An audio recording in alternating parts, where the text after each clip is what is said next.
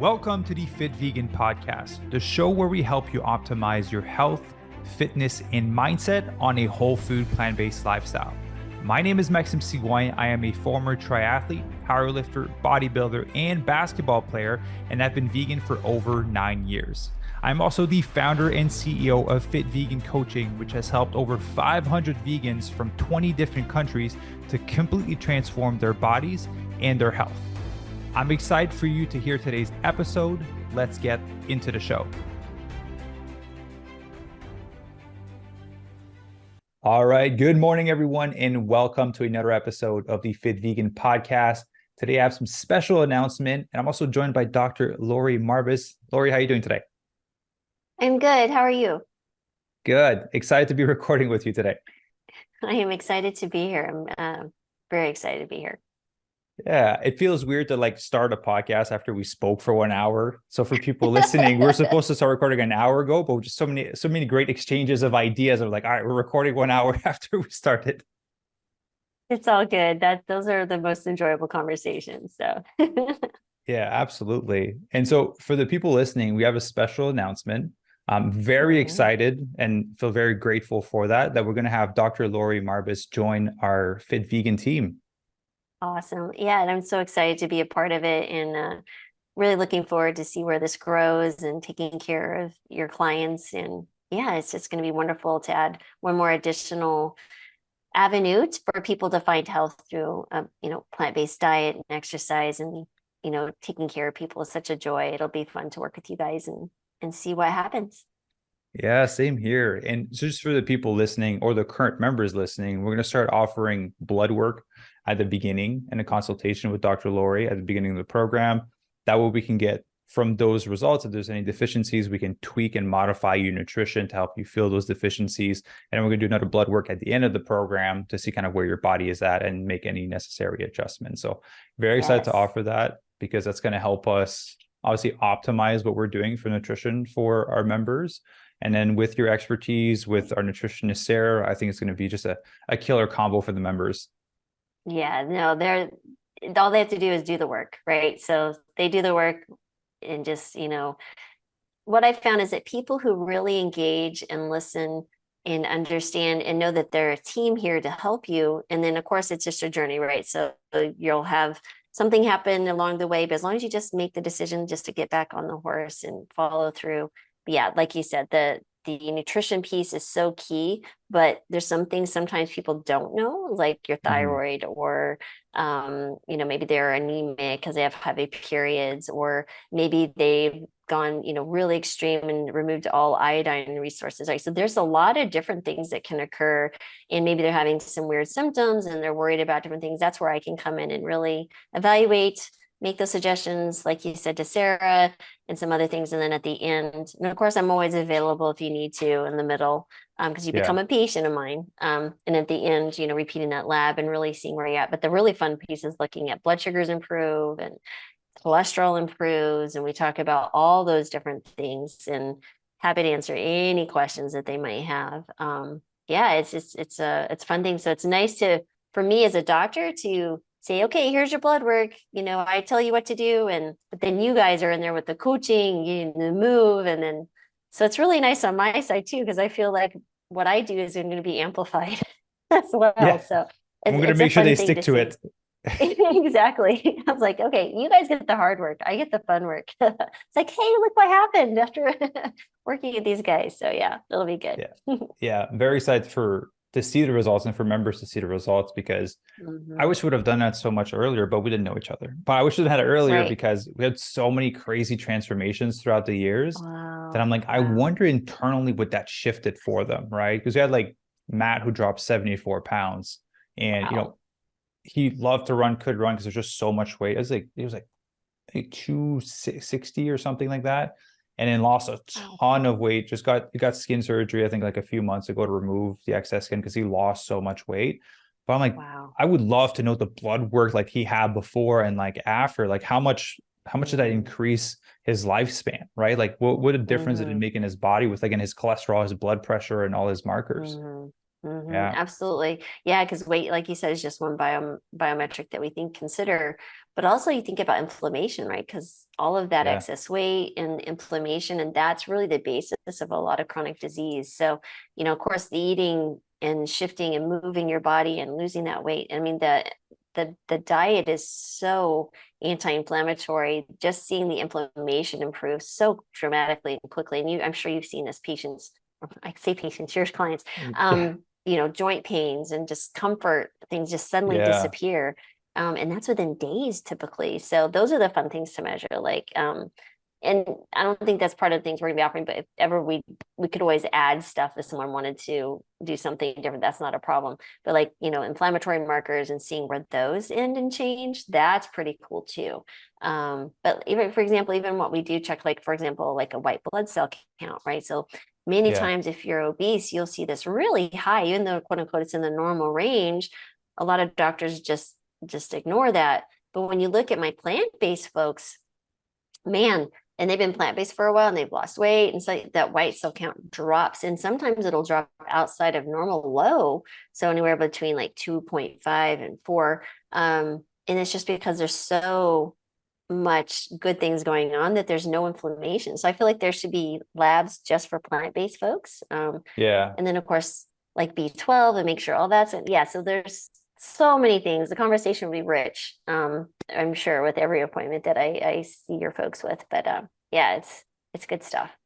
Yeah. Well, talk about the inflammation. I remember we had a member, Damaris, who worked from home, and she had a hard time getting off of her chair. Like, it was a lot, she had a lot of pain getting off of her chair. And I think within a week of transitioning to eating plant-based and kind of making them eat the way we make them eat with whole food plant-based, she was getting up and she was doing a full squat, which she said she couldn't have done in over a decade, just with 1 week. Not because, yes, she was strength training, yes, she was eating food, but within 1 week, you don't see too much of a difference, but the inflammation was gone rapidly from her body. Wow. Wow. Yeah, Yeah. no, I've had people with rheumatoid arthritis have pain disappear, psoriatic arthritis. I mean, migraines improve, but yeah, the inflammation is piece. This reminds me is a really interesting I was in a documentary recently called From Food to Freedom. I was from the Yeah. Plant Pure, the They had an Colin event Campbell. recently, right? Yeah, I was I in recorded with Dallas. Maya yesterday, so she told me Oh, about it. awesome. Yeah. Yeah, Maya Casa. I love Maya. And Riz is her husband, Dr. Bukhari. Yeah, I flew to Dallas they had believe it or not, there was over 100 plant-based eaters in Dallas, Yeah. all convened for a showing of the documentary, and then I answered questions, and it was really fun. It was really good, good folks. But one of the patients in the film, he was, sickly overweight from Iowa. Just he can imagine. But that was one of the first things he noted in that 10 days, within a few days of eating plants, because we didn't quote unquote have him hostage, but we had him hostage, from his house, and we're feeding him their food. Was like, wow, I can get out of bed now without I used to go, grumpy, kind of Yeah. pull myself out of bed and just achy. But now I just bound out of bed and what's going on for the day, and this is a man in his 60s. So that always kind of resonated with me. It was really fun to be living in a house with these folks and watch their transition over 10 days. Yeah. Yeah, so that was really fun. But that was exactly what you're describing with that other client that you had. Yeah. So it's crazy. So again, I want to dive into your story, but I just want to touch point on that. Yes. So obviously, so people that are overweight or in the obese category, their body is getting a Mhm. lot of inflammation just from being in that category, right? So Right. even if they're exercising, even if they're eating whole food plant-based, yes, they're reducing the amount of inflammation they have in their body, but just because of the state that their body is in, is going to be a higher amount of inflammation. Right, exactly. Yeah. Absolutely. So the obesity issue is in and of itself an inflammatory state. Hmm. Absolutely. So, Yeah. And so there's such a greater impact. So a lot of people are like, well, I'm eating whole food plant-based, I'm healthy, I don't really need to lose too much weight. I'm like, well, we need to get out of that mm, category so you can get to mhm. healthier weight. It's not, again, let's not even focus on the look aspect of how you want to kind of look and feel, but just increasing the quality and duration of your life Right, by removing the thing that's causing inflammation, that even if you eat healthy and exercise, that inflammation is still going to be there until it's addressed. right, absolutely. And it's funny because you'll see patients have elevated inflammatory markers and they might be near, like, let's say overweight status, right? And it's like, or their cholesterol just can't get right to where we want it. It's like, you need to lose some more weight. And it's not even Yeah. so much a number on the scale. I hate to, people have this weird relationship with the scale. It's like, all it is data, right? It just tells us Yeah. that you're making the right choices through the week. Because even on a whole food plant-based diet, a lot of people like to say, oh, I don't have to count calories. I'm like, yeah, well, actually, you kind of probably still do, especially if you Mm. have, folks that are really engaging with a lot of nuts or the avocados and they're pulled Dates, towards dates. that dates. Yeah. Oh my heavens, exactly. So dried fruits and they don't, and they're snacking all day and they wonder why they can't lose weight. I'm like, well, let's talk about what you're eating because you can overeat because people are so used to always eating.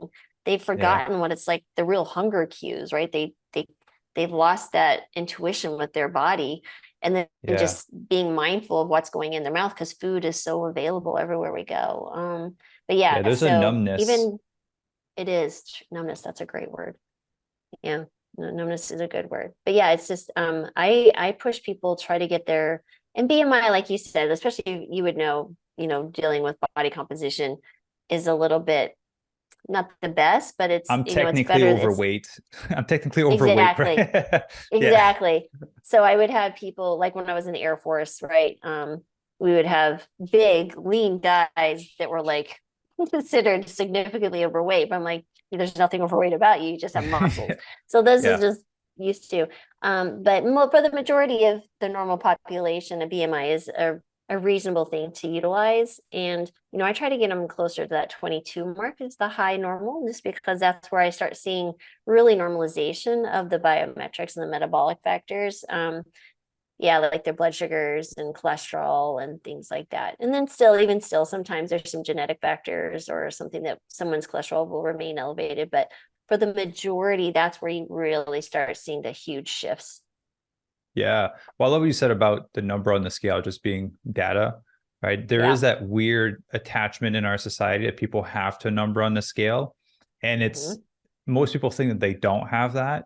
But I always like to ask the Right. question, like, if I was to snap my fingers, give you exactly the body that you want, but you're 10 pounds heavier on the scale than the number you have in your head, would you be happy? A lot of people Mm, wouldn't because it's like, no, it's mm, not that number. But I'm like, you look exactly the way that you want to. You feel amazing, but it's just not that number on the scale. And I crazy. think that attachment leads people to do really stupid things sometimes when it comes to their training Yep. nutrition to trying to reach that number. They're in their 50s and they're like, hey, when I was 17, I weighed this much. Let me just go back down to that. I was like, no, you were 17. You have as much lean muscle mass. Like you're a different body type at that point. I remember when And I was it's six, I funny weighed because 100 pounds. Let me just go back to that. Yeah. but you do think about those things. So I was thinking the other day, just and I'll be 53 in October. And so I was coming out of high school. I was an inch shorter than I am now, and I Yeah. weighed 118. And then I grew an inch in college, believe it or not, but I was late on everything. Like I almost start my period till I was like 16. And so things happened later for me for whatever reason. I grew an inch and then I got married, right before we finished college at 122. So that number sticks in your head. And it's been Yeah. 30 years. And I'm like, Yeah. who remember? I guess, but it's like, who cares what you weighed when you got married? But it's like this number. It's like, yeah, that would be a great number to say. I weigh the amount that I did when I got married. Like, but it's just funny how you think about these things. Yeah, Yeah, but and how it's only important to us, right? Because if you, right. right, like for the people listening, I'm coaching Dr. Laura on her transformation, but Yep. like if you, when you Yep. get to your body goal and you walk down Yeah. the street, people are going to say like, "Hey, Laura, you look great." So I'm going to be like, "Hey, Laura, how much do you weigh? Are Yeah. you 122 right now?" No? Oh, well, you don't look that great then, right? For me, it's like I want to do a pull up now. Now it's a different thing, right? It's like I want to see the biceps. I want to see, strong legs. And, I'm thinking, the next 50 years, if I'm blessed with 50 years, will not be the similar as the less. So now it's like I would love to do like a single leg, pistol squat. That would be so cool just to show strength at this age for me. So Yeah. now it's like it's the number is still important because it tells me if I'm doing things correctly, right? That's like I said, now I'm Yeah. looking at it as data. And Yeah. it makes me mindful of like, well, yeah, today I might have indulged a little bit. Today I'm going to be, so it does kind of make that. It's kind of like when I use the CGMs or the continuous glucose monitors on patients, I Yeah. see a much quicker, what's the word I'm looking for, where they're actually doing what I'm asking Yeah. More much more compliant, more quickly, aware. more compliant. Yeah, exactly. More accepting of what I'm giving them. And they definitely are more compliant in their behaviors. They're changing on their own without me prodding or kind of giving them that pushing guidance. They're like, oh, Yeah. I already made these changes because I saw this happen. And now I'm exercising after my meals because I saw that helped. I was like, oh, okay. Yeah. That's a So, beautiful thing about data. Once you mhm, people shy away from it because they don't really want to confront that area of their life in which they're collecting mhm, data. But once you mhm, willingly take it on, you actually get excited about it. For example, like Whoop, mhm. just tracking your sleep and your strain score and Yes. all of that. Yep. Once you kind of like say, like, I'm going to optimize my sleep and you genuinely want to, because it's one thing to say it and actually want it. A lot of people say they want to lose weight, but when it's convenient, I'll do it. Right. Right. But once you get information like, oh, I had a really terrible night of sleep. Well, it's because I had this the previous night. We have one of our members who Mm. great sleep, and then one night decided to have a beer with one of his friends. Just Oh, one beer, slept 10 hours, woke up at 18% recovery. And he was like, wow. wow, I didn't know it went from like 90 to 18, but like a great night of sleep, like in terms of circadian rhythm and amount of time in bed. But the Right. alcohol tanked him and he was so tired and groggy. He's like, that was from one beer. So he knows Right. now the next time he goes to potentially have a drink, and be like, do I want to feel like this tomorrow? I think it has more impact than just like not having data, Yeah. drinking a beer, waking up like, I'm a little bit tired today. I'll just kind of go with it. But to see Yeah. the difference in data, I think it was more impactful for him. The Whoop is really I was wearing it 24/7, but then I don't know, now I Get a just wear cool it at tan night every line. night. Yeah, it's like, and I was like, people are asking like, why are you wearing two watch? I'm like, I just wear it at night. I get it. Yeah, exactly. Um, so I wear it at night though, like when I go to bed. But what's interesting is the sleep, right? The number of hours, the heart rate variability. That is like Yeah. my thing that I'm trying to. And so now I'm like doing a few experiments. So I love jump roping. So I did, I don't know, maybe 200 jump ropes last night, and my heart rate variability went up 7. I was like, Oh, all right. wow. So now I'm like, Do it you're for an like, hour Laurie, before bed. you're like, Laurie, that's not part of our plan. But yeah, it's like I was just like, okay, this is interesting because I'm still running. I'm running, training for a half marathon and doing, Yeah. the weight training as well. And but the heart rate variability is just like really annoying me that I wasn't getting it higher because I know but now I'm like, okay, now I'm on to something. So guess what? Now it's going to help me do that. And when I notice that my sleep isn't as good as it was. Like last night was less ideal than a few other nights. I think I told you like one night I had 9 hours of solid sleep. I was like, I felt Yeah. like a superhuman. I'm like, if I Yeah. could get this, I would Every be day. like, I would conquer the world. Yeah. Yeah. But yeah, but then I go to bed earlier, right? So it's the same idea. And I'm always looking at like if I the next day, like what is my earliest hour? So if I know if I don't sleep well, I try to at least try to fall back to get a little bit more sleep before because I just know it makes a huge impact for the rest of the day. So yeah, it's Yeah. really fascinating. The Whoop is really cool, but I love that heart rate variability. That's my Yeah. mm, A big part for heart rate variability is we have one of our platinum members who he has, again, he does like cycling and running and swimming, a little bit of like triathlon mm, type training because he likes the endurance mm, sports. But with his strength training, and he has really busy work because he's like a C executive, and so on we can measure. I know on what day he's going to be in the yellow. I know on what day he's going to be in the red. So all I did, I was like, mm. hey, if we just move this workout to here and we move one cardio to here, and then the next week was all green, like all above Oh like 70 wow. plus percent just by switching those workouts. That's why I love having Wow. the data. And for your Right. HRV, you ever heard that if you stimulate the vagus nerve, it helps to increase your HRV? So there's Mm, devices, one that you can clip on your ear to stimulate it. okay. I just bought one. They were back ordered. So like there's a bunch of people, I guess, buying them. It's called Pulsetto. So you put it Okay. around your neck and it's meant to stimulate the Right. vagus nerve. And it's supposed to help you like increase your HRV. So I'm going to test it out once I get it. So the vagus nerve is running, it's a cranial nerve running down to your through the chest also, but it's probably the carotid bulb. Interesting. So I'd have to look at the breathing and the carotid bulb, and it slows in the heart. Okay, I'm thinking about the physiology. That's interesting. Yeah. Because I was reading about, because we've had these articles and it talks about, meditation, showing gratitude. Only one of it was physical exercise, right? So this really is a Yeah, balance of the sympathetic, parasympathetic nervous system. for sure. And I'm pretty sure I know why mine was struggling because, again, we're closing down more and doing some other things. And, it's Yeah. just When you're been in very fight or stressful the last flight, few weeks.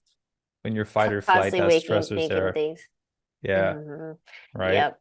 So I'm assuming that's part of why it's going to get better too. But the jump roping piece for me, maybe that's I don't know. I'm going to experiment with that again tonight. It was way Yeah. outside the normal, so I'm gonna Try do for that again and see what try for happens. 5 days in a row and then stop one night and see Yeah, if it makes a difference, right? but It's then I'll be it's sad to so stop.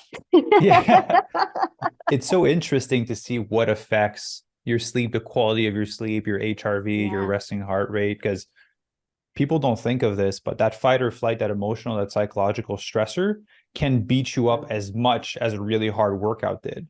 I Right. remember there was days with my ex-partner when she was going through cancer where like we had a fight and then she was really sick and we had to kind of rush to the hospital. It was like a stress, like it was a hard day, right? Probably one of the hardest days besides the day when she passed away. It was like a hard day. My score was like a 20 in terms of strain on Whoop. So for people who don't know, like 21's the highest, right? I was at 20. Wow. The Wow. other times that I've ever hit 20 is when I ran a half Ironman and I was like trying to win. Wow. So to Wow. me, that like I didn't work out that day. That emotional and psychological stress was had put so Yeah. much on my body that it just Yeah. it just crushed me. And Yeah. so if you're having a fight with your partner and you don't work out for the day, guess what? You could be tired and groggy the next day, Yeah. or if you have unusual stressors. Yeah. I mean, and the perfect example of that is just like with blood pressure. So I had a patient who, man, she was under a lot of stress. She had come to stay at this. This was when I was in Florida working with Dr. Joel Furman, and I was his Yeah. medical director, and people would come and stay with us for like periods of 4 to 6 weeks. We didn't stay in the same place. Like they'd go to an apartment and we'd meet and they'd spend the day with us, but I'd have meals with them. But man, her blood pressure, we just could not get it lower. But she was always in this constant complaining state and just like this, right? Yeah. So I taught her this simple 4-7-8 breathing. I was like, let's try something. So I measured her blood pressure before manually. So I know exactly what it was. It wasn't electronic cuff. I was like, I'm listening. And I was like, Yeah. okay. And we literally did 4-7-8 breathing, which is basically breathing in over 4, you hold your breath for 7, out over 8, right? That long extended exhale. And that does definitely engages, that relaxation. And the breathing is the vagus nerve, right? That's involved Yeah. there. And her systolic blood pressure, which is that number on top, dropped 15 points, literally in a matter of minutes. 15 Yeah. points. And she goes, oh, I feel so much better. I was like, okay, this is your new secret weapon. I need you to consistently do that throughout the day. But it speaks volumes. And then blood sugar. I had a friend of mine who's an endocrinologist, and he had spoke of a patient who her blood sugar, she said, came in saying every time she spoke about a family member, her blood sugar would spike. And she was wearing a CGM. She came in one day. He's like, hey, how are you doing? He checked her blood sugar. That right there was like 120. And Yeah. he asked about that family member, and it literally in a matter of minutes shot up to 300. Wow. 300. So, again, it just the body's response, that cortisol and release, and yeah, the Yeah. sleep thing and the stress, we don't pay a heed to it. And then when we think about it, I think about kids and the stressful things that kids are going through, these days, with social media and not getting out and playing, and they're Constantly isolated in being COVID. And bombarded with oh notifications yeah, and yeah. yeah, Yeah. always. So much. Yeah, yeah, so Yeah. much to talk It about. But yeah, anyway. it's challenging to reduce that stress, right? Like I know you Yeah, and I live pretty crazy busy lives and have yeah, Google calendars that gives a lot of people anxiety. But yeah. we're trying to find ways. Like to me, one of the big things was buying a second phone. So this is like my Mm, phone to text and call. I have zero email, Instagram. There's nothing on this phone. That's my phone for Mm, everyday use. And then I have my phone that's my webcam right now that has Instagram, TikTok, and YouTube. This stays in gotcha. my office. So when I leave my office, it stays in here. I don't have access to social media. And when I am out at the gym or when I'm doing things, like I forget to film stuff because I'm still a content creator. Like I forget to film stuff because I'm like, my brain knows there's nothing on the phone. So I can't do Right. anything. So I'm just present. I'm just present in the time. And at the end, I'm Nice. like, oh, we didn't take our photo for like when we went to dinner, right? For Ivy and I. And I was like, well, that's being present, basically, right? So Right. yeah, Exactly. Exactly. No, trying to that's a great rule of thumb. yeah, trying to find those things because yeah, with social media, with work, with the way the world is going, it can be very easy to be overstressed and then be in that state. Yeah, absolutely. Absolutely. Yeah. Being present is the new challenge. So yeah. Especially if you're consuming Yeah. a lot of caffeine too.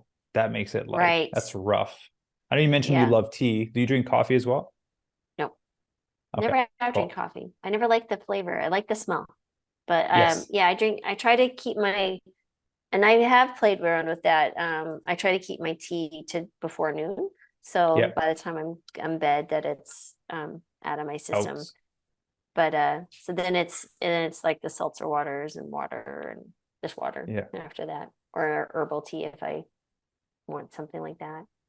Yeah. Oh, good. Yeah. I Mm. switched off caffeine in January.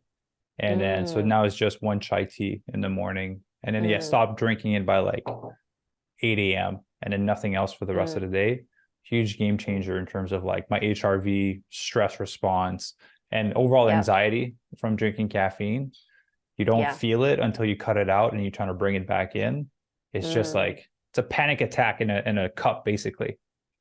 Yeah. No, yeah, no, I just enjoy it. Well, there's so many benefits to tea too, right? The health benefits. So between green and black tea most days. Yeah. So, and I've been Yeah. drinking tea. Like my mom, and we were just talking this to my husband about this last weekend. I was like, I don't think there's been a day in my life I haven't drank tea. So, like my mom used to make sun tea. Like we had tea all the time, like every single day of my life that I can recall. When I even deployed overseas to the Middle East, I Yeah. brought tea with me and my husband would send me tea because I just did cold brew in the fridge, Yeah. like with these little free refrigerators in our little rooms. And I just would bring the bottled water, put a tea bag in there, and overnight I did a cold brew. Yeah. So I love Yeah. tea. Yeah. Well, let's dive into your story because Yeah. I don't think I might have missed that because you mentioned yesterday on the podcast that you were in the military, and I think Yeah. you might have mentioned on our first conversation, but for some reason it just like hit me yesterday. I was like, well, we never really like spoke about that. So Yeah. how how did you get into the military and kind of what led you to go into being like a Mm. plant-based doctor? Yeah. Okay. Let's go back a I'm second. curious because my little brother is in the army, which we never thought Okay. he would. He was just like one of the I'm gonna do this, and now he's been 3 years. So I'm always That's curious as to awesome. like what brought people there. Well, I grew up in New Mexico, which is southwest over by the border of Texas, and there was an Air Force base near us, and I just thought it was so cool. Like just the thought of service. I grew up in a small town and very, just yeah, I think it's the thought of service and working for your country and knowing that I wanted to be a doctor would also be a way to help pay for school. Yeah, So that's where that seed was planted. And if you've ever been to an Air Force like air show, they're just I've cool. I've been to an Air Force because I was like I don't think gigolo is the right word, but I was hired because they had an event. So when I was modeling, I had a bow tie and I was shirtless, and it was a women's event for the for the Air Force for the wives.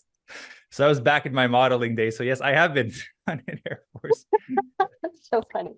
But they'll have these big air shows, and the planes will fly and you can go and take pictures. And they always had one in at Cannon Air Force Base. So anyway, it just was so cool. This just way Yeah, cool. So I was like, Air Force is it's like Air Force or bust.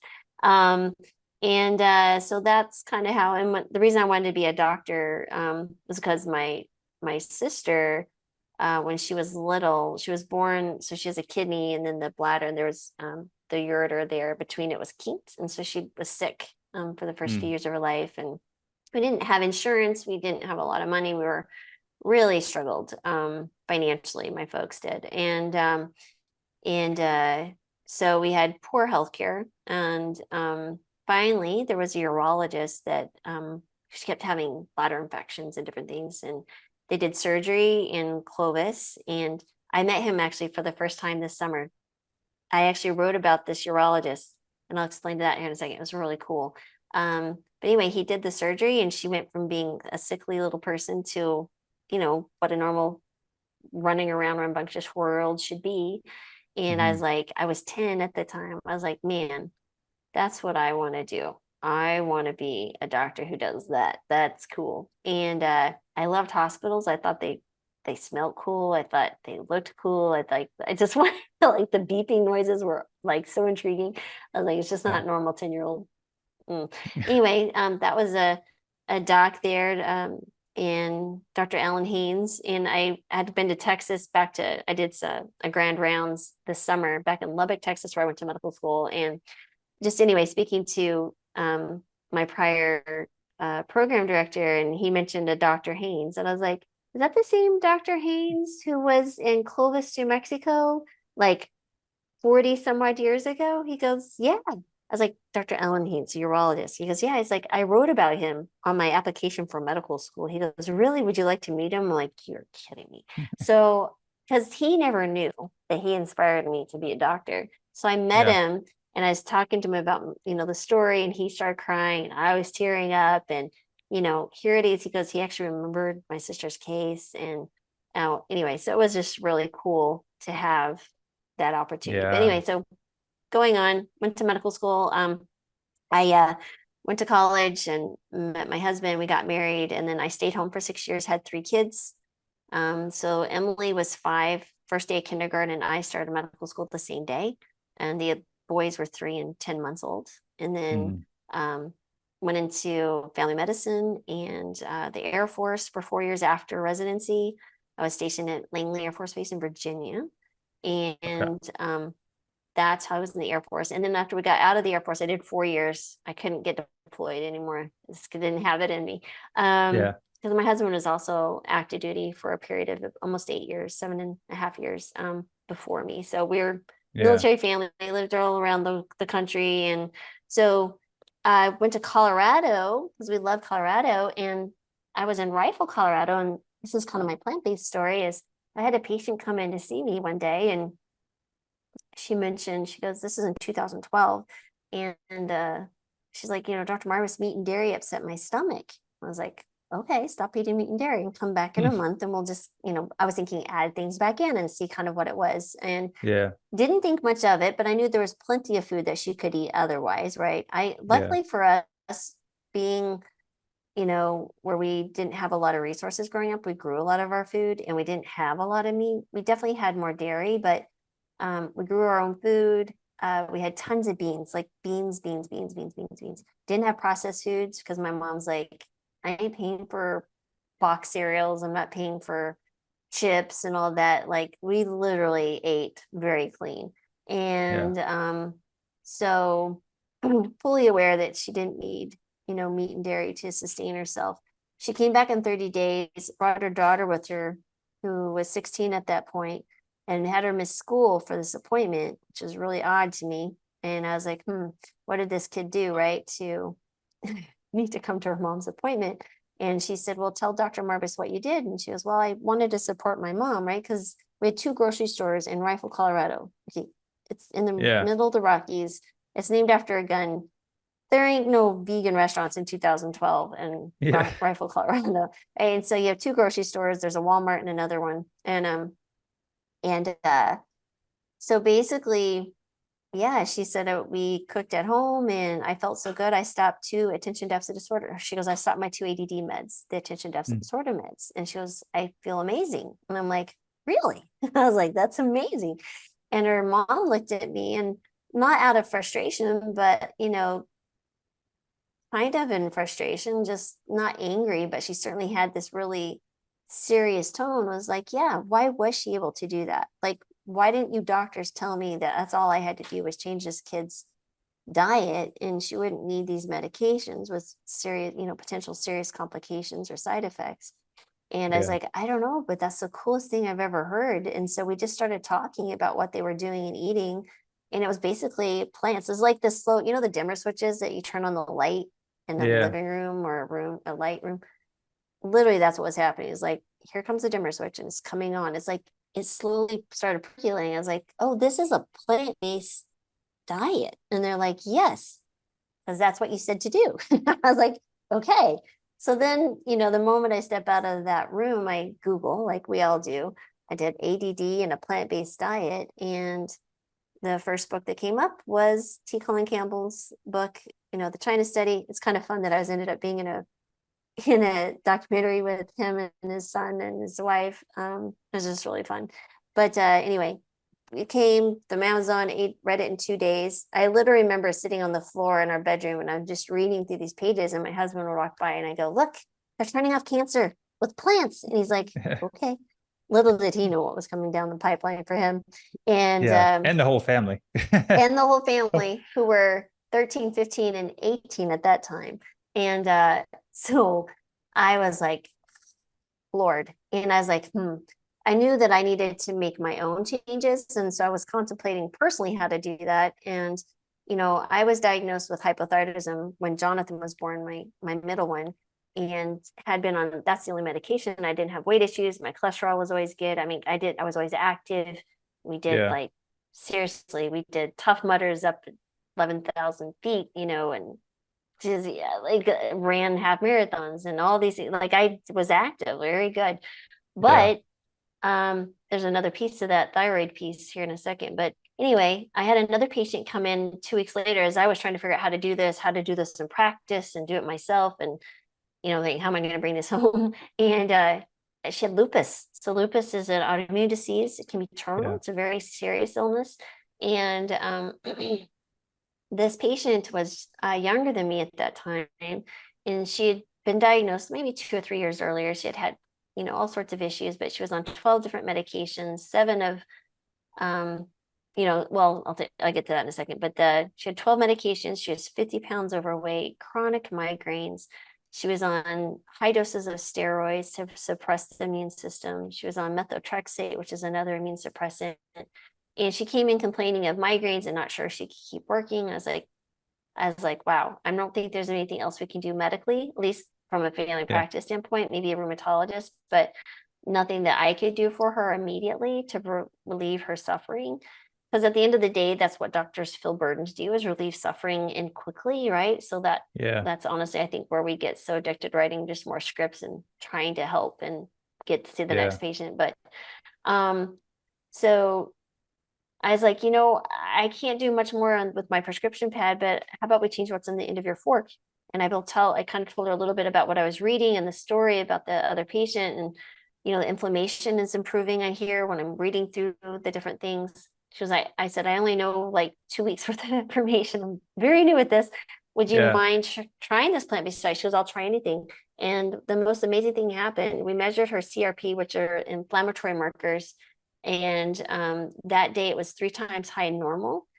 And 2 weeks later, when she came back, it had dropped 300%. It was just outside normal. Wow. And she had lost 8 pounds. Her headaches were better. Fast forward 5 months, she had lost 50 pounds. She was off 7 of 12 medications, including the steroid and the methotrexate. Anyway, at that 2 week point, when she came back, I was like, well, that's it. That's incredible. So I'm going home and I was like, I'm going plant-based today, right now. And literally Yeah. overnight. So I walked in the house. I remember dropping my purse. It was a Friday night. And I said, we're going on a plant-based diet. And everyone's like, a little bit more stunned. And Yeah. I literally took a garbage bag and threw out the eggs, the cheese, the meats, everything that was in the house, and milk. It didn't matter. It went in the garbage. And Yeah. the kids, they're like, what do we do? It's mom. She's going to do Yeah. what she does. And, it was like, if we go out to eat, you guys do what you want. But inside the house is what we're doing. And my husband, he's like, well, are you still cooking? He's like, okay, whatever. And I was like, that literally was the end of the conversation. And I was Yeah. very fortunate now, having worked with lots of patients, that not everyone has that early transition. But as a mom, I always ran the house. So people were like, Yeah. mom's going to do what mom's going to do, and we're going to have what it is. And what's interesting, so that was a Friday night. I had a quart of grass-fed beef in my freezer in my garage. Okay. Mhm. I was like, we live in rural Colorado. You don't just put that out in the garbage, because there are large animals you do not want to attract, like Yeah. literally that could get you. And so Yeah. I was like, what am I going to do this? I wasn't going to give it to a human, because at this point I'm convinced that that's not promoting health.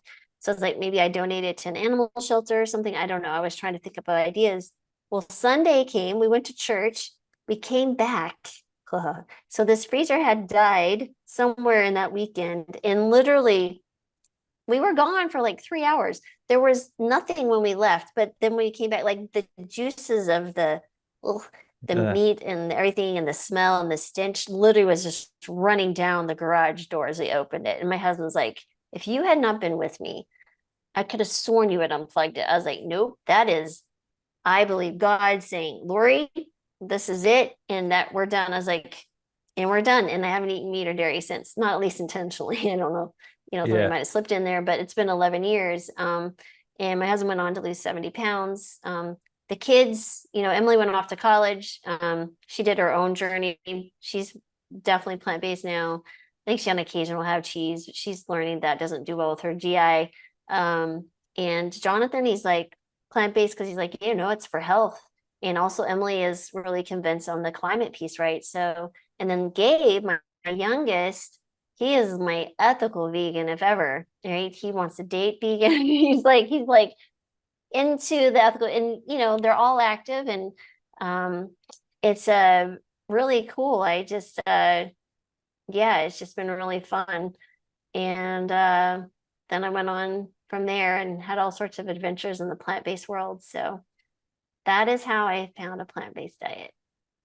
Oh, that's beautiful, right? So you basically have a kid for each reason as to why people go vegan. Yeah. Yeah, pretty much. The whole Pretty household much. is covered. Yeah. And Pat does it because, well, he's convinced now too. Like I have kids, he's obviously been with me, but the kids, they live independently, they do what they want, but they've found a reason that resonates with them. And I think that's the important conversation people need to have with the loved ones that are impacted by their food choices. Like if you live with someone in your home, is really, what is the reason that you feel would move someone to drastically change their diet? Is it health? And you can't scare them for their health, because people can say, oh, I'm going to go, you're going to die from cancer or Yeah. a heart attack in 10 years. You can't, that's not going to work, because it's not their value right now. They say it might be their value, but what is valuable to them is they want to have energy so they can be present with their family and go hiking and go traveling. That's the value, right? That's the piece you need to talk about. So for like Gabe, like being an ethical vegan, he loves animals, like doesn't want to do anything to harm a creature like this. I mean, he's incredible. And then Jonathan, he's just like, man, I've seen people, my in-laws lived with us. My father-in-law died of cancer in our home, Hmm. and he saw someone pass away literally in front, like right here. And it's Yeah. so present. He saw my grandmother lived with us for years. She saw her battle cancer, right? So um these kids have been experiencing things like, this is just practical. He doesn't drink. This is my other kid. He's like me. He's like teetotaler, doesn't drink, focuses on everything, drives like a grandma. And then there's Emily. She's like much more, thinking about the climate and the forecasting longer out, like this is a big deal for when I want to have children and different things. So yeah, it's like, what is it that resonates with them? Have those conversations with people, and not in a judgy way or forceful way. It's just, there's just going to be, people have to find their own path. But if you present and educate them on all the potential options that might resonate with them, that's where Yeah. you'll find your win, I think. Um, yeah. Yeah, for sure. There was I can't remember what was the study, but they said the majority of people, they asked them like, why would you consider eating more plant-based? And it was like Mm, environment, animal cruelty, health. Um, and I think the main one that came back was for health reasons. mm, That was the main one mm-hmm. that people were like considering eating plant-based. But I think that's also a reflection of where the world is at in terms Yeah. of health right now, and that's why they're potentially considering it. Well, and it's what's interesting though too is even people who have health issues. So I really would encourage people to check out From Food to Freedom, the documentary. So we literally spent 10 days with 8 people. 6 of them were insulin dependent diabetics. And during that 10 days, 4 of them became completely off their insulin. Another one lost like 10 medications, like cholesterol dropped 25%. Like we did labs before and after. I had them on CGMs. The other 2 with their insulin dropped like 60 and 95%, significant, right? Weight loss was significant. They did a follow-up 6 months later. 4 of them remained on the journey and have done phenomenally well, losing 50 pounds and all these things, kidney disease improving, diabetes staying better, like normal A1Cs now. And then the other 4 went back to their environment and didn't, right? So they had worsening health outcomes, right? The weight gain, went back on their medications even more than they were before. And for me, what was interesting, sorry, I could clear my throat. What was interesting was, so both of these folks really wanted to change for quote unquote health. But what I noticed is in the conversations, because I literally lived with these guys for 10 days. So we had a lot of off-camera conversations for hours and hours and hours, because what else am I going to do? I'm literally talking to patients all day, and there's 8 of them, and it was amazing. The ones who really found, it was almost tearful conversations, right? So they were like, if there's hope that I can, improve and feel better and be around for my grandkids, like it's that value, right? It's more than just quote unquote health. Because what does health mean? Health is the living. Like health might be a direction on a compass, right? So, okay, what are the decisions we can do to get you there? And what else is that? What else does that mean? That means, like I said, it always comes back to family and relationships, I think, for the majority. And every one of those guys, every one of them found some value. Like the youngest one, who was 18 at the time, his value was like, he goes, I want to help other people. If I could do this for myself, imagine how many other people I could help. That was his. So he literally changed his major in college. And the others, again, it goes back to family and relationships and being present. The others, I didn't have those conversations with, right? It was more of it's a burden, right? It was a sacrifice. And it's just like this, our New Year's resolutions. We do it for a short period of time, and then we fall off because we haven't connected our value of why we're actually doing it. And it's a goal, it's a point, it's a destination versus a continued journey. And that, I feel, is the difference there. I think. Yeah. So the real reason is always a little bit hidden behind, right? I think humans tend to generalize the things that they want or the pain or the situation that they're in. And then it's not until we get to kind of like dive deeper, talk to them, that we uncover the real reason. It's like because of health, but actually it's because of the amount of quality time you can spend with your family, for example. It's not the health component exactly. Because I feel people, again, I love psychology, and we've talked about this multiple times, but I think people will say they want something, but then not do anything about it, which makes them question whether they really want the thing or not. And then they ask themselves, why can I not do the actions that I need to do to get the outcome that I want? But because their why is a smokescreen, right? It's health, it's environment, it's animal cruelty. If they take the time to kind of like dive deeper behind it, then they'll discover the real why. Then it becomes easier for them to actually take the action. Right. But everyone's kind of operating on false whys to try to motivate themselves. Or they want to look good on their Instagram photos, or they want this, it's a very superficial, right? So you have to peel the layers of the onion back. A good story that really expresses this represents kind of this discussion of the values is I had a patient, and this gentleman smoked 2 packs of cigarettes a day. And for the life of me, I could not get him to stop. I did everything. It'd save you money. You're going to die of lung cancer. You wouldn't have to stand outside in the cold in Colorado at negative zeros to just go smoke. You name it. He's like, Dr. Marbus, I just like it. I'm like, okay. I was like, well, it is what it is. I've done my part. I can, go to sleep at night. I've done my moral obligation to discuss this with you. And one day he came in and he goes, Dr. Marbus, I quit smoking. I was like, well, what did you? Because there was nothing I said or did. And he said, which is a good another check off to learn, lesson to learn, is that you can't change anyone unless they're ready to change. Yeah. And what was interesting, he goes, well, I was sitting in my chair smoking the other day, and my granddaughter came up to me and she was crying. And I was like, darling, why are you crying? Because she goes, Pup, you smoke, and I learned that anybody who smokes is going to die. So that means that you're going to die. And it moved him so much that him smoking a cigarette was causing such a significant pain to, and apparently I hear that grandkids are more valuable than children. This is my understanding. So that love is intense, apparently. So I'm waiting. I put in Yeah. orders, but nobody's fulfilled my order yet. So anyway, that was a side note. But that discomfort and pain that he saw that he was literally tormenting his granddaughter with was enough to make him quit. And he goes, I don't want it. There's no reward to it anymore. Right. So literally cut off a Yeah.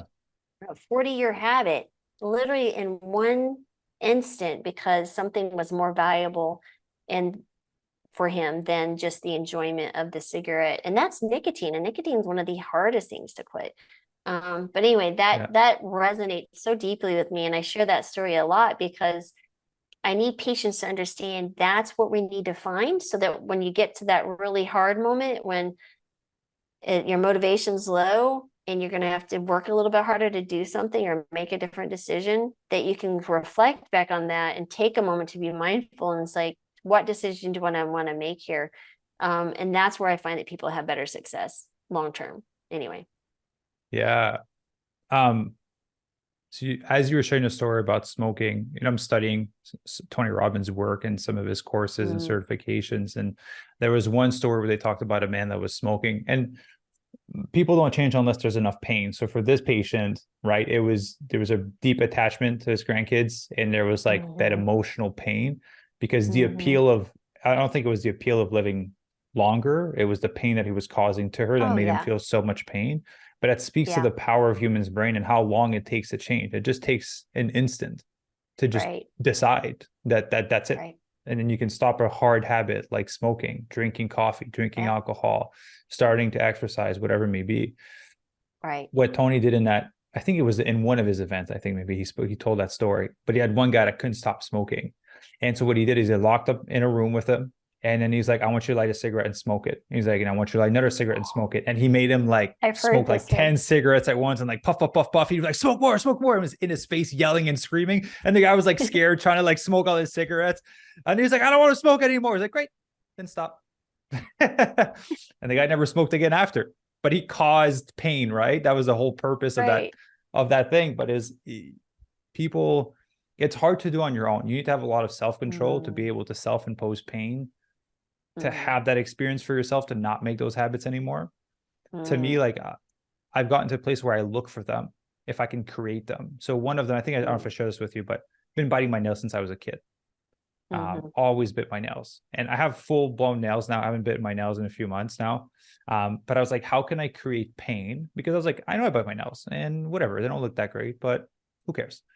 And then Ivy said something one day, and I was like, hey, looking at like business meetings, you want to go corporate? I was like, okay, well, I need to look at my nails. I'm like, let me just decide to take care of it. So I was like, okay, I decide to take care of it. So I was like, now how can I self-impose pain to like me biting my nails? Well, I was like, let me just buy something that tastes like shit and put it on it. And so there's little products that you just like wipe on it that tastes terrible and it lingers. And so every time I catch myself, I put it in my mouth and it's so gross. You can drink water and it doesn't go away. And as I was my way of self-imposing pain, and I haven't bit my nails and I got full blown nails now. There you go. There you go. That's exactly right. But then it's just the consistency of doing the nail piece, right? Because you have to put it on. I still put it on, even though it's been a few months. My goal is to finish the bottle, which will probably take me 4 months.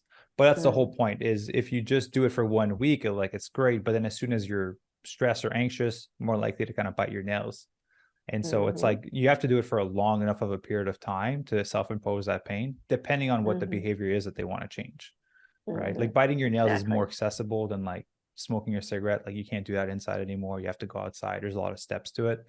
But yeah, self-imposing that pain, I think, is huge, especially when, you're working with patients and looking at people that want to improve their biomarkers, that want to get healthier, that need to lose weight for their health. It's just Mhm. sometimes you think that it's painful enough. Like you hear their story and like, that is such a painful story. Why are you not Right. changing anything? And they're like, Right. I'm okay. Yeah. I know it sucks, but like I'm kind of used to it. And people get Yeah. comfortable with their situation where it becomes their norm. And then there's Yeah. almost like a lost hope that things could be better. Oh yeah. Right. 100%. Yeah. I always said, one of my other jobs is of being a prescriber of hope, right? So it Mm-hmm. really is having a different conversation with someone and understanding that their decisions got them to where they're at, right? It's really interesting. I think a good explanation of this, for example, it's like a cognitive dissonance where they don't connect. For example, I would ask someone, I've asked them to stop dairy, right? And Mm-hmm. one of my questions used to be, okay, can you stop dairy? And they're like, why? Like milk? I was like, well, let's go back. I have to ask you a question. I was like, why do you think cows produce milk? And like people look at me for a second, like it's a shock, right? Yeah. It's like I slapped them across the face or something, like, or morphed into some weird alien. They look at me like, why would you ask me this question? They're like, Yeah. to drink? I was like, for who to drink? And it really just made them sit with it for a minute. And they're Yeah. like, I don't know. I'm like, what do you mean you don't know? Like when a mother has a baby and she produces milk, well, who's the milk for? They're like, the baby. I was like, oh, what's a baby cow?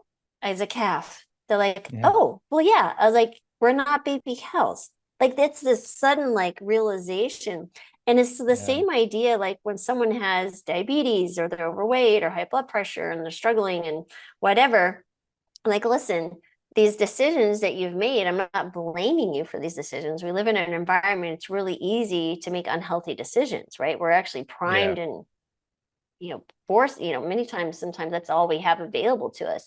Yeah. But at the same time, you can make different decisions and prepare yourself to be in a different place, and you can have a different outcome. Like you can have a different future. You don't have to stay in this place where your diabetes is out of control and your hypertension is out of control and you're fatigued and really struggling with your health. Like now, we may not get you to where you were when you're 20, but I could certainly make you healthier than you are right now.